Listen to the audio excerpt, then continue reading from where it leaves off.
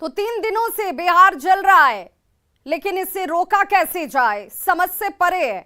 नाराजगी है तो जायज है, लेकिन नाराजगी के नाम पर आगजनी क्यों, यह सवाल खड़ा होता है। बेतिया में अग्निपथ योजना का विरोध किया जा रहा है और प्रदर्शनकारियों ने शहर में जमकर उत्पात मचाया है। प्रदर्शन कर रहे हुड़दंगियों की भीड़ ने सुप्रिया सिनेमा रोड के पास NH 727 को जाम कर दिया। गाड़ियों में जमकर तोड़फोड़ की गई है।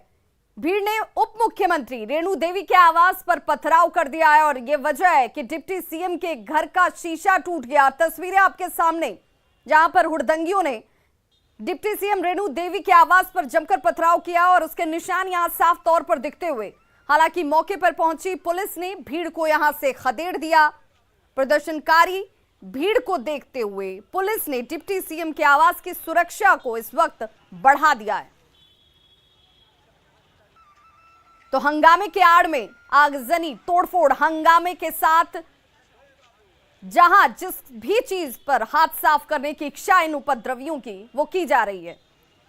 सवाल यही कि नाराजगी जाहिर कीजिए जायज तरीके से, लेकिन आज कानून को ताक पर रखकर ये हुड़दंगी बन गए, उत्पाती बन गए। यहाँ पूरे हमला किया गया है, लाठी फट्टा बोतल है ना, ये सबसे चलाया गया है। ताला तोड़ने की कोशिश की गई है ना, घर में घुसने की पूरी प्रयास की गई है। कर दिए थे कि रेणु देवी के घर और काफिला बढ़ रहा है, आके आप लोग सपोर्ट कीजिए। लोग प्रशासन एक भी नहीं आया है, खड़ा होकर सब तमाशा करवाया है प्रशासन। क्या इतना पता सब चलाया गया। और बेतिया संवाददाता प्रफुल्ल हमारे साथ इस वक्त फोन लाइन पर जुड़ गए हैं ज्यादा जानकारी के साथ। प्रफुल्ल, अगर डिप्टी सीएम का आवास ही सुरक्षित नहीं है तो बेतिया में हर एक आदमी सवाल पूछेगा कि हम किसके भरोसे हैं। कहां है प्रशासन, कहां है व्यवस्था, कहां है अलर्टनेस जिसका दावा किया गया था?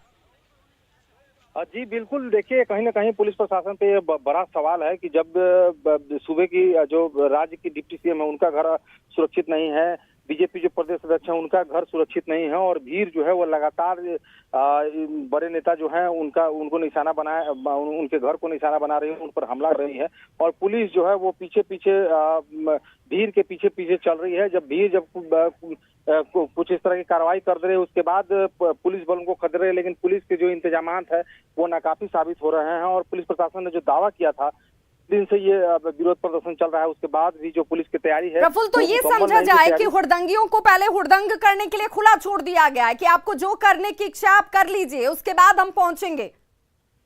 जी बिल्कुल, सुबह स्टेशन चौक से और स्टेशन परिसर से ये उत्पात जो है वो शुरू हुआ। उसके बाद से NH 727 लंबा ये पथ होता है जिसपे रेणु देवी का घर है, उस पर दर्जनों का ये कहें कि 50 से अधिक वाहनों को निशाना बनाते गई भीड़ जो है वो रेणु देवी के आवास तक पहुंची। उसके बाद छावनी में जो संजय जायसवाल है उनके भाई का पेट्रोल पंप है उस पर भारी तोड़फोड़ की गई। उसके बाद जो है भीड़ वो चली जाती है बीजेपी जो प्रदेश अध्यक्ष है उनके आवास की तरफ अस्पताल रोड में, वहां चली जा रही है। इस वक्त क्या हालात हैं प्रफुल्ल, क्या तस्वीर बदली है, क्या सुरक्षा इंतजाम नजर आते हैं? आम लोगों की सुरक्षा की गारंटी इन पुलिस वालों की तरफ से दी जाती है, क्या वो आम आदमी यहाँ सुरक्षित दिख रहा है? जी बिल्कुल नहीं, ऐसा कुछ नहीं है और पुलिस प्रशासन दावा तो लगातार कर रही है, लेकिन दावे जो है वो कहीं ना कहीं खोखले साबित हो रहे हैं। एसपी और डीएम जो है वो भी बाहर निकले हैं, लेकिन भीड़ को नियंत्रित करने की जो तमाम कोशिशें कवायद की जा रही हैं वो असफल साबित हो रही हैं और लोग जो हैं जब इतने बड़े बड़े नेता और जो प्रतिष्ठान है वो सुरक्षित नहीं रह पा रहे हैं तो लोगों के मन में भी ये भय और ये चिंता है कि अपनी सुरक्षा को लेकर वो भी लोग जो है वो भयभीत हैं। हालांकि पुलिस लगातार जो है वो दंगियों को। प्रफुल्ल, आप हमारे साथ बने रहिए। इस वक्त एक और बड़ी खबर आ रही है, बेतिया से ये बड़ी खबर आ रही है जहां पर संजय जायसवाल के आवास पर भी हमला किया गया है। तो एक एक करके तमाम बीजेपी के बड़े चेहरों या नेताओं की बात कर लीजिए या कार्यालय की बात कर लीजिए, उसे निशाना बनाया जा रहा है, उसे टारगेट किया जा रहा है। उपद्रवियों ने घर पर पथराव किया है। बीजेपी प्रदेश अध्यक्ष संजय जायसवाल, उनका ये आवास है बेतिया में और देखिए कैसे घर के शीशों को चकनाचूर कर दिया गया। नाराजगी, ये कैसी नाराजगी जाहिर करने का ये तरीका कैसा? आप विरोध के नाम पर क्या इस तरह का व्यवहार करेंगे? पुलिस ने भीड़ को हालांकि मौके से खदेड़ दिया है, लेकिन फिर सवाल वही होता है कि यहां पर पहले हुड़दंगी जो करना चाहते हैं वो कर ले रहे हैं, उसके बाद पुलिस पहुंचती है। ऐसा क्यों? उन्हें खुलेआम सड़कों पर गुंडागर्दी करने के लिए क्यों छोड़ दिया गया है? एक बार में ये हुजूम नहीं बनते होंगे, एक बार में ये भीड़ की शक्ल नहीं लेते होंगे, फिर इन्हें उत्पात करने के लिए क्यों छोड़ा गया? हमारे संवाददाता प्रफुल्ल इस वक्त हमारे साथ फोन लाइन पर बने हुए हैं। प्रफुल्ल, ये माना जाए कि एक सोची समझी रणनीति के साथ ये उपद्रवी जो हैं बीजेपी नेताओं को टारगेट कर रहे हैं, उनके आवास को टारगेट कर रहे हैं। जी बिल्कुल, ये कहीं ना कहीं एक सोची समझी साजिश है। कुछ छात्र इसमें जो लोग जो इसका विरोध कर रहे हैं वो है, लेकिन इसकी आड़ में जो है वो साजिशन जो है इस तरह की घटना को अंजाम दिया जा रहा है।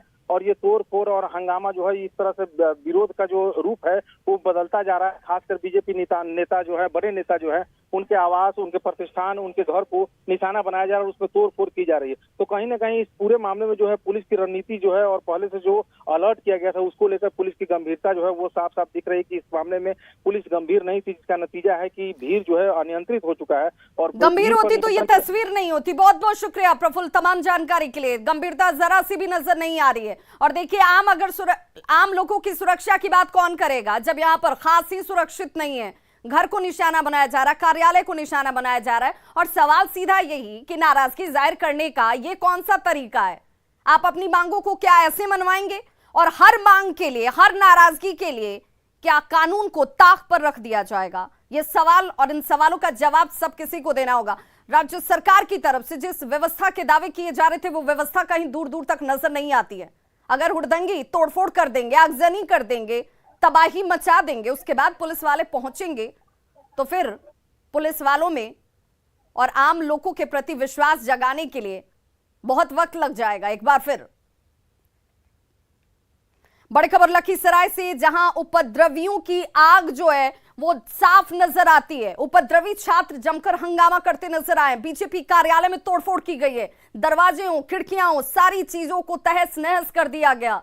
कूलर, कुर्सी, सारी चीजें जो यहां पर मौजूद थी, जिसके हाथ, जिसके सामने जो लगा, सब पर इन लोगों ने जमकर अपना हाथ आजमाया। और देखिए कैसे तबाही के निशान ये हुड़दंगी अपने पीछे छोड़कर गए हैं। बीजेपी कार्यकर्ताओं में अब इसे लेकर आक्रोश है।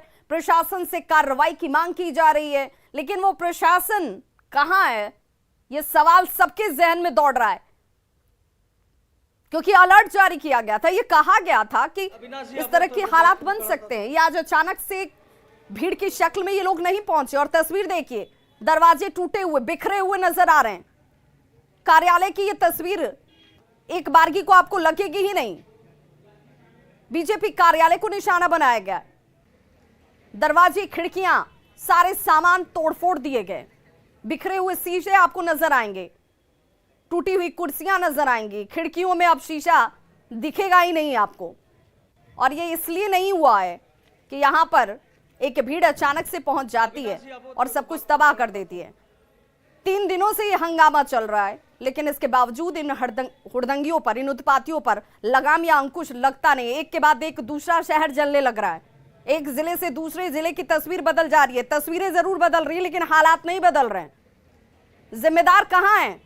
क्यों नहीं सामने आकर इसकी जिम्मेदारी लेता है? क्यों नहीं कहता है कि हर सख्ती से इनसे निपटा जाएगा, इन्हें रोका जाएगा? शहर को आप तबाह नहीं कर सकते हैं, आम लोगों को नहीं परेशान कर सकते हैं, लेकिन इसके लिए कोई तैयार नहीं। छात्रों का लगातार हंगामा जारी है। इस वक्त हम मौजूद हैं बीजेपी प्रधान कार्यालय में। आपको बताना चाहेंगे काफ़ी संख्या में उपद्रवी छात्र यहाँ पे पहुँचे हैं और काफ़ी तोड़ फोड़ मचाया। आप देख सकते हैं तस्वीरों में, यहाँ पे कई कुर्सियों को तोड़ दिया है, पूरे बिल्डिंग में लगे दरवाजा और खिड़कियों को भी झाड़ दिया है। तो इस तरह से लगातार छात्रों का आंदोलन जारी है। यहाँ पे बीजेपी के कुछ लोग हैं, हम इनसे बात करेंगे। क्या है, कितने बजे का ये अभी आधा घंटा पहले घटना हुई है। पहले तो तोड़फोड़ करके गया। कल ही हम लोग नवादा के घटना को देखते हुए प्रशासन को कल ही सूचना दे दिए थे। और यहाँ सुबह में भी हम लोग नज़र बनाए हुए थे। जब कुछ दूर हम लोग यहाँ से गए तो थोड़ा मोड़ा तोड़फोड़ करके यहाँ से लोग गया। जब हम यहाँ पर आए और ऊपर चढ़ के देखे, यहाँ पर कुछ ग्रामीण, कहीं से भी ये लोग छात्र नहीं दिख रहे थे, एक भी छात्र नहीं थे, सब उत्तरबी और लोकल लुटेरे गैंग ये सब लूटने के उद्देश्य से ही आया था। जैसे कि यहाँ पर कूलर, एसी सब लगा हुआ था और एक भी नहीं है। कुर्सी यहाँ टूटा हुआ है, एसी कूलर कुछ भी नहीं है। जिला प्रशासन की लापरवाही, जिला प्रशासन की लापरवाही तो है, लेकिन क्या करेगा, 400-500 के बीच में 10 गो फोर्स यहाँ पर हमारे साथ था, हम भी स्वयं बजे हुए थे, प्रशासन ने हमको निकाला, यहाँ पर बच गए थे, जान जाने की नौबत थी। भाजपा जिला महामंत्री घनश्याम कुमार मंडल। आप बताइए क्या है इस तरह? सुबह की जब घटना घटी विक्रमशिला एक्सप्रेस का, तो हम लोगों को सूचना था पहले से कि हमारे कार्यालय को टारगेट किया जाएगा। हम सभी लोग यहाँ उपस्थित हुए, तो विक्रमशिला का जब आगजनी थोड़ा सा शांत हुआ, उसके बाद हम लोग यहाँ से चले गए थे। फिर ये लोग एकदम योजनाबद्ध तरीके से, एकदम नियोजित तरीके से आए और जनसेवा एक्सप्रेस के ऊपर अटैक किया। ये वही लोग हैं जिहादी तत्व जो विद्यार्थी के आड़ में इस देश को अराजकता के माहौल में ढकेलना चाहते हैं। पूरा ट्रेन में लूटपाट किया गया, मैं आई विटनेस हूँ, उस ट्रेन से सारा सामान लूट के ले जाया गया है। और उसके बाद हमारे कार्यालय में तो स्वयं अंदर में मौजूद था, हमारे जिला महामंत्री मौजूद थे। ये काफी संख्या में लोग बड़े बड़े जो है रॉड लेकर के, खंती, कुदार, खुरपी, ये सारा जितना हथियार हो सकता था लेकर के आए थे। तो आपने सुना बीजेपी कार्यकर्ताओं में काफी आक्रोश है। राकेश, न्यूज 18 लखीसराय। तो हुड़दंगियों को ये